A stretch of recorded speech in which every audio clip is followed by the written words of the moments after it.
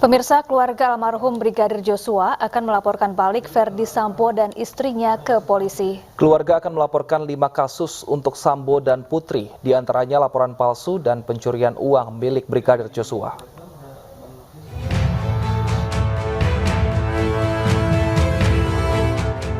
Keluarga Brigadir Joshua akan membuat laporan balik ke polisi terhadap Putri Chandrawati dan Irjen Verdi Sambo. Hal tersebut dilakukan setelah polisi menghentikan penyelidikan dugaan pelecehan yang dituduhkan kepada Brigadir Joshua.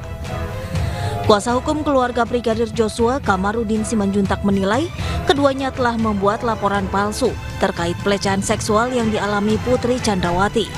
Kamarudin pun menemui keluarga Joshua di Jambi untuk menjemput surat kuasa laporan ke polisi. Sehubungan dengan saya sudah memberikan ultimatum kepada Bapak Verdi Sambo maupun dengan Ibu Putri Chandrawati supaya segera meminta maaf dan tidak terus lagi membuat planning atau hoax, tetapi karena mereka belum sadar juga, maka kami terpaksa harus melaporkan yang bersangkutan dengan tindak pidana membuat laporan palsu sebagaimana dimaksud pasal 317, 318 KUH pidana junto pasal 556.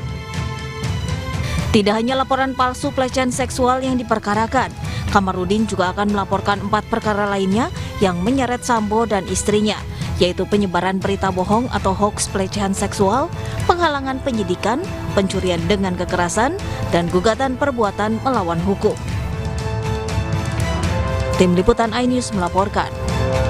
Ya, terkait penetapan tersangka Putri Sambo, kini telah bergabung bersama kami ayah Brigadir Joshua, Samuel Huta Barat. Selamat sore, Pak Samuel. Selamat sore. Ya, Pak Samuel, polisi telah menetapkan Putri Chandrawati sebagai tersangka. Bagaimana tanggapan Anda dan pihak keluarga? Kami dari pihak keluarga yang pertama mengapresiasi tim khusus yang sudah dibentuk oleh Pak Kapolri, Pak Listio Sigit. Beliau itu sudah begitu bekerja siang dan malam agar kasus ini terungkap dengan terang-benderangnya.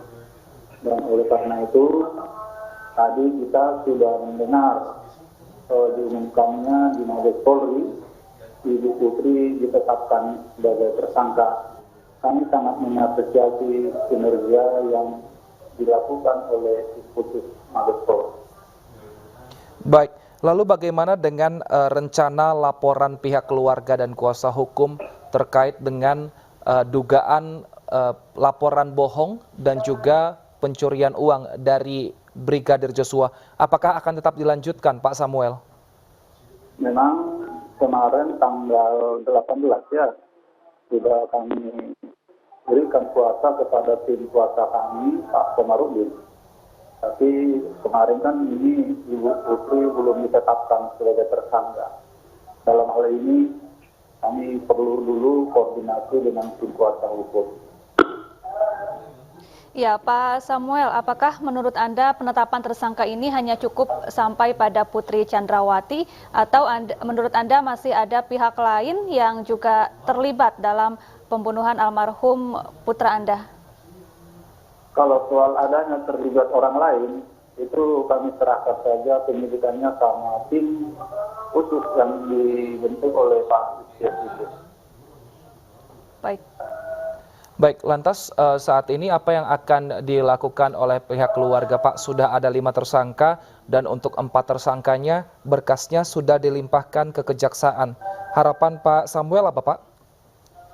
Harapan kami kiranya kasus ini terang benderang dan nggak ada yang ditutupi. Tapi kami percaya kepada tim yang sudah dibentuk oleh Pak Listio Sigit selaku Kapolri kita. Kami sangat mempercayai tim khusus yang sudah dibentuk. Ya. Lalu apa harapan Anda terkait pemulihan nama baik almarhum putra Anda yang awal mula kasus ini mencuat sempat disebut telah melecehkan Putri Chandrawati dan lain sebagainya, Pak Samuel? Memang itulah yang sangat dikenal masyarakat. Kami terkadang tidak bisa melihat muka orang, dan karena awalnya perkara ini kan dituduhkan anak kami pelecehan seksual. Jadi dalam hal ini kami berharap nama baik almarhum beserta kami keluarga ayah dan ibunya beserta keluarga besar kami agar kiranya dipulihkan nama baik kami. Baik, lalu bagaimana dengan uang yang ada di rekening Brigadir J, Pak Samuel? Informasi yang kami dapatkan dari kuasa hukum Anda, Pak Nelson Simanjuntak, ada uang 200 juta yang kemudian ada transaksinya seperti itu, namun belum diketahui ditransfer atau diambil dari mana. Apakah Anda sudah mendapatkan informasi mengenai hal ini? Yang kami ketahui, anak kita almarhum ini mempunyai 4 kartu ATM serta rekening lainnya. Kalau soal nominal isi ATM itu belum pernah kami ketahui. Kami mendapatkan kabar dari tim kuasa hukum bahwa ada transaksi pemindahan sejumlah uang ke nomor rekening lain. Lalu bagaimana dengan uang sebesar kurang lebih 62 juta yang sempat ada di rekening almarhum Brigadir Joshua kemudian disita polisi, apakah sudah dikembalikan? Kalau soal uang yang 62 juta itu ada dikabarkan oleh yang mengantar barang-barang almarhum yang diambil untuk barang bukti untuk penyidik, HP 2 unit, iPhone Pro Max warna grey, dan nomor 2 uang sejumlah 62.587.000, ketenangan di stok, tas tandang warna hitam, dompet warna coklat, ID card masuk Mabes. Itu yang ditahan oleh penyidik pada saat itu untuk barang bukti. Dan barang-barang yang belum tahu kami di mana keberadaannya, ada yang belum sampai kepada kami, KTP, SIM, dan identitas lainnya. Jam tangan merek iWatch, kartu ATM, BRI, BNI, Mandiri, dan BCA, dan yang lainnya. Baik, terima kasih Pak Samuel atas informasinya. Kita akan nantikan bersama seperti apa kelanjutan dari kasus ini. Sehat selalu Pak Samuel. Pemirsa, Komisi Pemberantasan Korupsi akan menindaklanjuti dugaan percobaan suap yang dilakukan Ferdy Sambo kepada LPSK. LPSK mengaku siap memberi keterangan jika dipanggil KPK.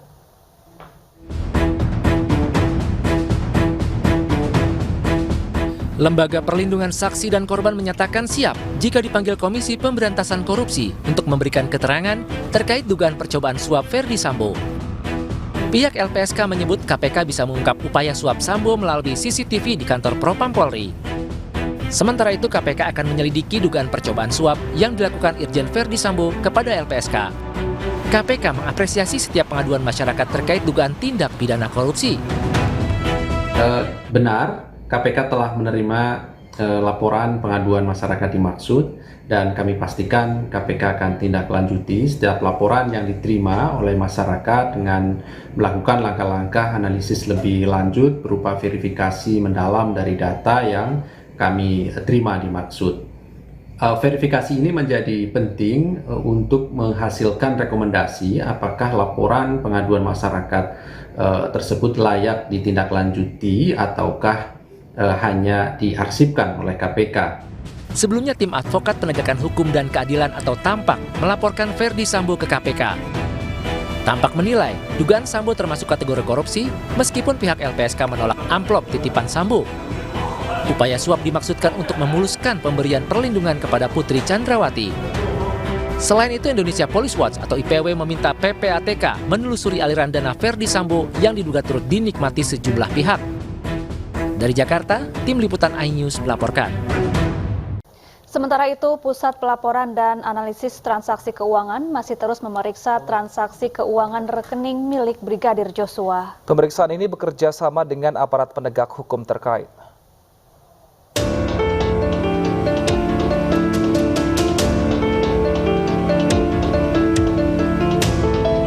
Transaksi keuangan rekening Brigadir Joshua masih terus diperiksa PPATK. Nantinya PPATK akan berkoordinasi dengan aparat penegak hukum terkait dengan laporan dan temuan yang ada.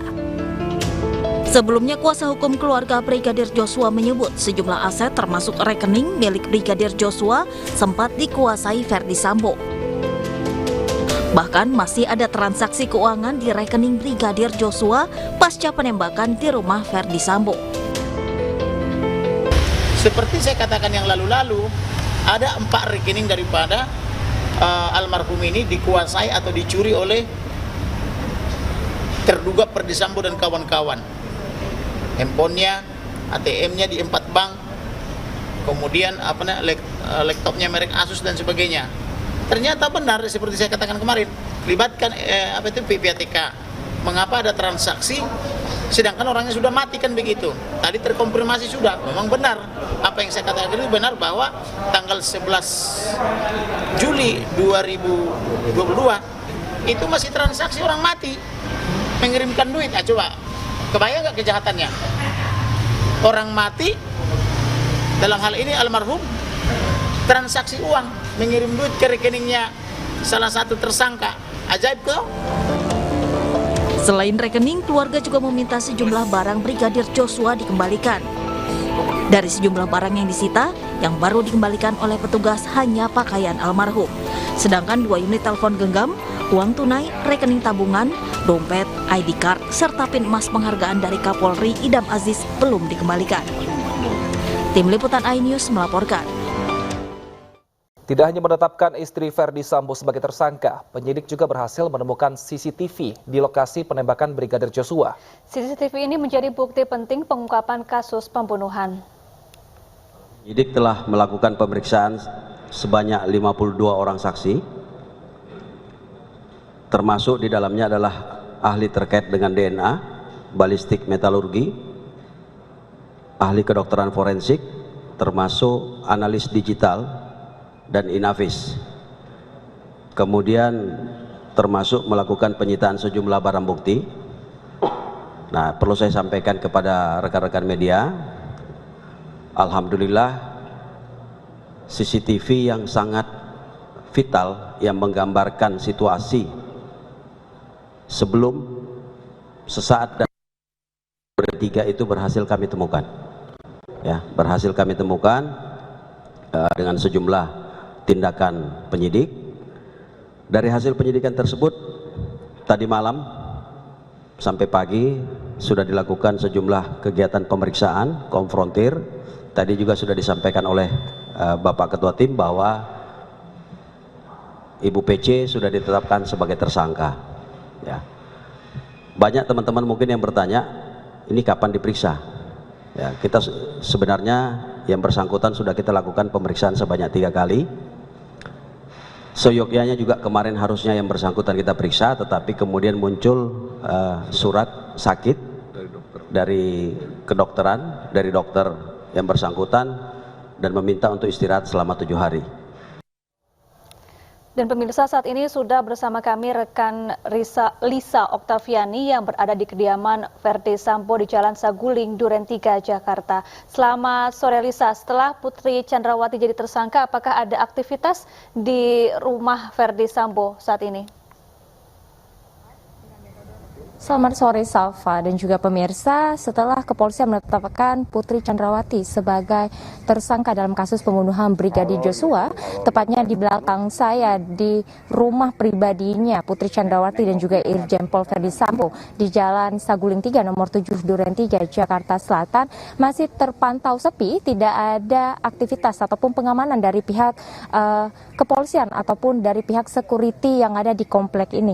Dan penetapan Putri Chandrawati tentu sudah melalui sebagai beberapa rangkaian pemeriksaan dari tim penyidik dan juga pemeriksaan dari tim penyidik tentu dengan beberapa barang alat bukti dan juga barang bukti dan juga rekonstruksi berapa tempo lalu. Dan tak hanya ditetapkan sebagai tersangka, Putri Chandrawati juga di TKP juga dan rumah pribadi Irjen Pol Ferdi Sambo dan juga Putri Chandrawati ditemukan CCTV. Tentu penemuan CCTV ini menjadi barang bukti kuat keterlibatan Putri Chandrawati dalam pembunuhan Brigadir Joshua. Namun tak hanya itu, Safa, tadi kami tadi siang saat kami memasuki area kediaman perumahan di Saguling 3 ini, kami sempat dihimbau oleh pihak security yang ada di perumahan ini agar tetap menjaga jarak dari rumah pribadinya Putri Chandrawati, dan kami hanya bisa memantau dari jarak 50 meter di rumah dinas ini. Di rumah, maksud kami di rumah pribadinya Ferdi Sambo dan Putri Chandrawati ini. Safa.